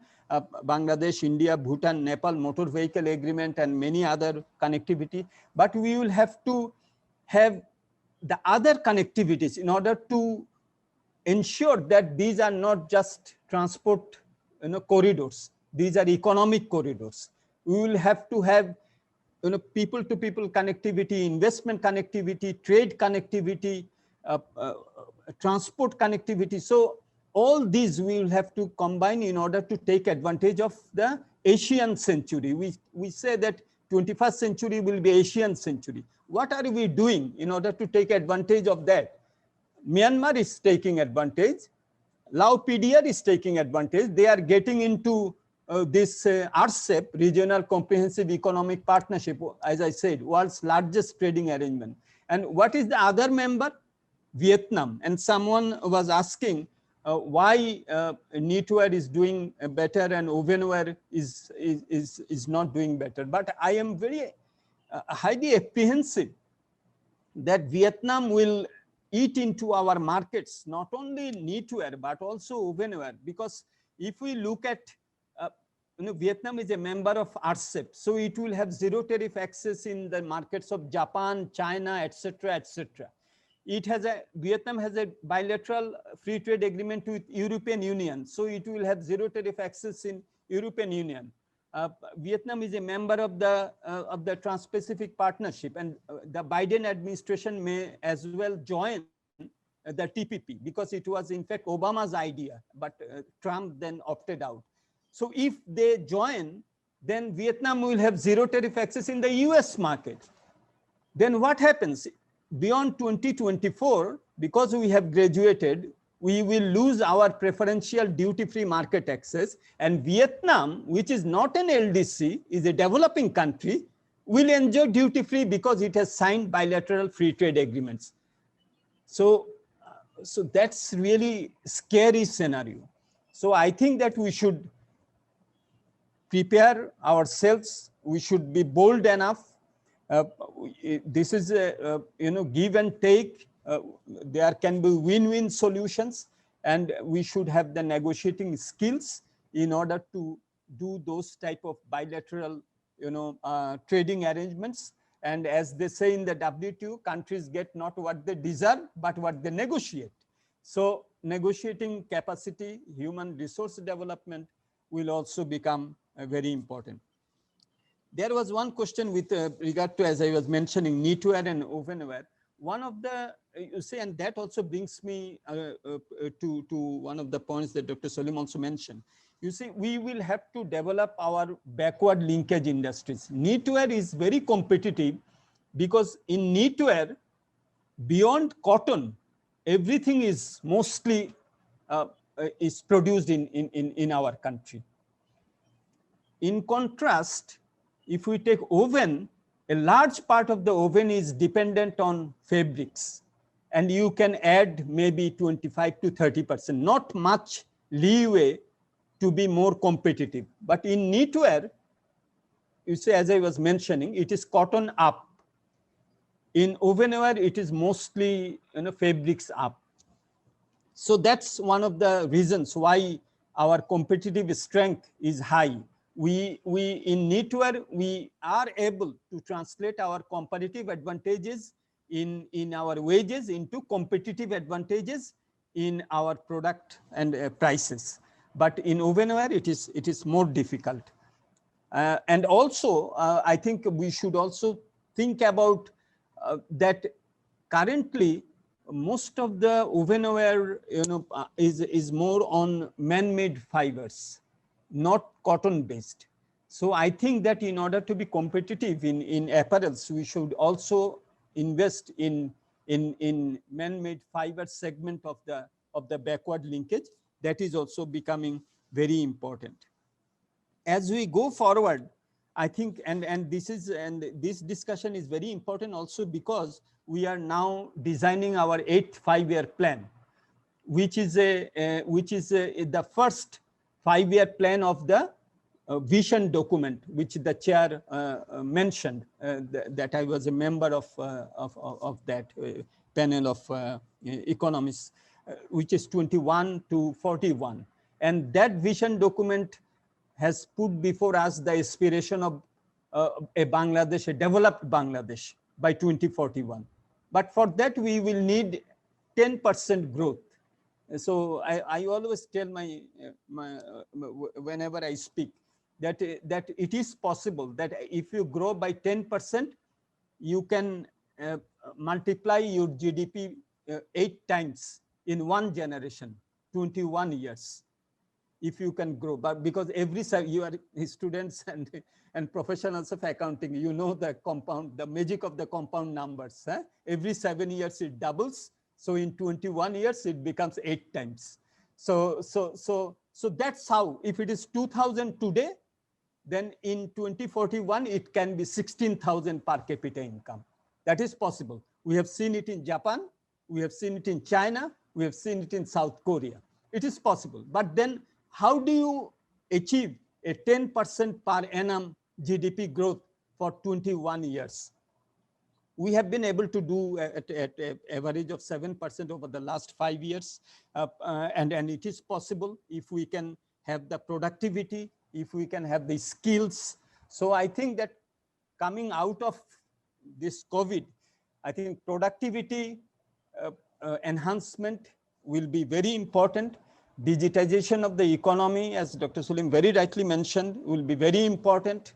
And creating good jobs, not just jobs. I think good jobs will be very important as we go forward. Well-paying jobs, not jobs which keeps our workers below the poverty line, but jobs which can give them decent livelihoods, decent jobs. But in order to do that, obviously, there has to be a lot of homework to be done in terms of enhancing our skills, capabilities. So I think, and my last point will be good governance. You see, a lot, Bangladesh economy is still 85% domestic economy and only 15% our global export of goods and services. So domestic demand will be a major area where our entrepreneurs, if they can focus rightly, it can create the demand and also the scaling up to get into the global and regional market from position of strength. So domestic demand creation will be very important. And although in Bangladesh, if government invests 1 taka, then the private sector invests 4 taka, and the private sector is really the driver of the economy. But government and public investment is so important. And there, I think, governance and management quality becomes of crucial importance. I will give you just one example. If we are producing electricity at high cost, the private sector will have to buy the electricity at high cost. Can they remain competitive with that type of utilities at that cost? No. So I think that public sector investment and quality investment, which can synergize and be a catalytic, attractor of private investment. That's what we need today. So but I would like to end by saying that I'm really hopeful. Bangladesh has gone through many challenges. I always remember and share with my audience that the first book that was written about Bangladesh after our independence was called Bangladesh, the Test Case for Development. And the authors, 2 foreign authors, Just Fallen and James Parkinson, they wrote in the preface that we wanted to title our book Bangladesh, a Test Case for Development. But then we thought that this country has been born with so much difficulty and facing so many challenges that if development is possible in this country, it is possible in any country. So we titled the book Bangladesh, the Test Case for Development instead of a Test Case for Development. But we have proved them wrong. Bangladesh is where it is because of our people, our resilience, the good policies successive governments have pursued. That also we have to remember and recall. So I think that that together we can, I think, pursue that dream of developed Bangladesh. I have tried to answer some of the questions that were put. I will leave the one question that I will leave was about the arbitrage, because I am not an expert in the area. Perhaps some of our audiences and the chair can shed light on that. But I am very optimistic, and I share the optimism that Dr. Salim also mentioned, and our chair has mentioned, and in the welcome speech has also mentioned that together we will be able to not only come out of COVID, but also demonstrate the resilience which will be needed for Bangladesh to move in the 21st century. And I am also very, I would like to appreciate the interest that Mr. Mahbub Ahmed Siddiq FCA has demonstrated in the course of my interaction in view of this particular event. As I said, I have always appreciated the professionalism of ICAB, and I'm really sincerely very happy to be associated with ICAB in various capacities, as I mentioned. And I would like to wish you all very good health. And once again, my sincere and humble appreciation of this opportunity to share some of my thoughts on a very important subject. And I'd like to say thank you to all of you. Thank you. Thank you, sir. Thank you, Honorable Session Chairman, Professor Mustafizur Rahman. Thank you for sharing so many valuable information. We are enlightened and are greatly benefited.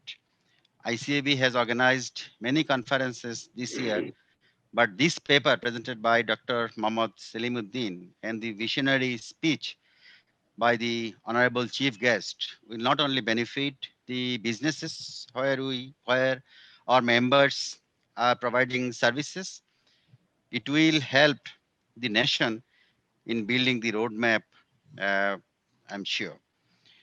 Thank you, sir. Thank you once again.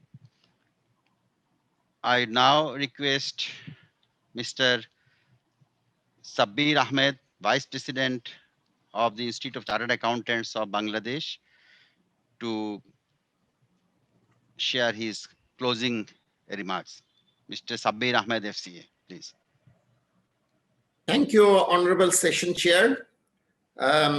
একটু বাংলায় বলি, বেশিক্ষণ বলবো না। এমনিও ওই কাচ্চি বিরিয়ানি পেট ভরে খাওয়ার পরে গরম ডাল পুরি আনলে কিন্তু আর খুব বেশি টেস্ট লাগে না। তো আমাদের অত্যন্ত রেসপেক্টেড মেম্বার প্রফেসর সেলিম সাহেবের যেই ওয়ান্ডারফুল প্রেজেন্টেশন ছিল, তারপরে our very great personality professor Mustafiz সাহেবের যেই রিমার্কস ছিল, এরপরে আমার মনে হয় খুব বেশি আর অ্যাড করার মতো কিছু নাই। বেশি কথা বলতে গেলে আরো বিরক্তির উদ্রেক হবে। তো শেষ করে দিব ইনশাল্লাহ 2-3 মিনিটের মধ্যেই। তো তারপরেও দু একটা জিনিস জাস্ট শেয়ারিং, বিশেষ করে our respected Professor Mustafiz sir has mentioned some of the challenges, and at the end he has said he's an optimist person. Definitely we have challenges, but at the same time as a nation we are resilient. We had natural adversity, natural calamities, we had many other form of disaster, obstacles, but by grace of Almighty Allah, where we stand is really appreciable. And this resilience, if can continue with the governance that also Professor Mustafiz Shahab has touched base on, definitely can lead us to the growth path. Many years back, I listened to a commentary by an ex-cricket captain. He said that those who are fittest not always survive, but those who can adapt will mostly survive. So this is a time of adaptation, and COVID-19 has teach us how to adapt, how the physical interaction replaced by virtual interaction. So a lot of the strength overnight became a baggage that people wanted to get rid of. On the other hand, new territory, new frontiers open. A lot of talks are being discussed or happening around the trade agreement that our Southeast Asian neighbors has taken yesterday or day before yesterday. Those are definitely challenges. And that's why there is one diplomat once mentioned in a conference I was attending, said that in a foreign policy, there is no permanent friend or permanent enemy. There is always permanent interest. So as long as we can safeguard our interest, economical interest of the country, we negotiate the various trade agreements and the preferential tariff regime that many of our competing countries are enjoying. Definitely a lot of challenges that we are facing, especially since our planned graduation to middle lower income country can be overcome once we able to negotiate successfully various preferential trade arrangements. I'm sure our policymakers are expert with the guidance and the support of the professionals who are advising. Hopefully the challenges we can overcome. Now, since this is vote of thanks, I have to obviously thank everyone involved. First to our respected chief guest, Professor Mustafiz sir, for his kind consent. Whenever ICAB call you, you always volunteer yourself despite your busy schedule, and for which we are really grateful. We hope in future also you will be a part of us. Paper presenter, Professor Salim, no need for any introduction. We were last year, I think, in Sri Lanka or India, where you presented a paper, and that was appreciated by all the delegates from the South Asian countries. So you are an expert on that matter, that you have done justice. Our respected past president, Dewan Bhai, is always an evergreen young man. I think I know him for last 25 years, and I have, without any beard, I got the gray beard, but Dewan Bhai looks almost same as he was 25 years back. Last but not least, any program doesn't become successful unless there is a participant. I quite often joke that when in the Corona time, where there was no musalli in the mosque, the imams used to finish their prayer by Surah Ikhlas, Qul Huwallahu Ahad, and Surah Kawthar, Inna Atayna. But once the musalli start to come, there is a lot of crowd, then they started to lengthen the length of the prayer as well. So if there would have been 30 participants, I'm sure people would not have the encouragement to talk that much. But since there are few hundred audience, everyone got excited. So thank you very much, my honorable fellow colleagues of ICAB, members of ICAB who has joined this conference around the world. I can see Fazlul Bhai and a few others from London. I'm sure Nehal Bhai and a few others from Canada also there. So this became a global event now. People from around the world, our fellow members are joining. Thank you very much to everyone.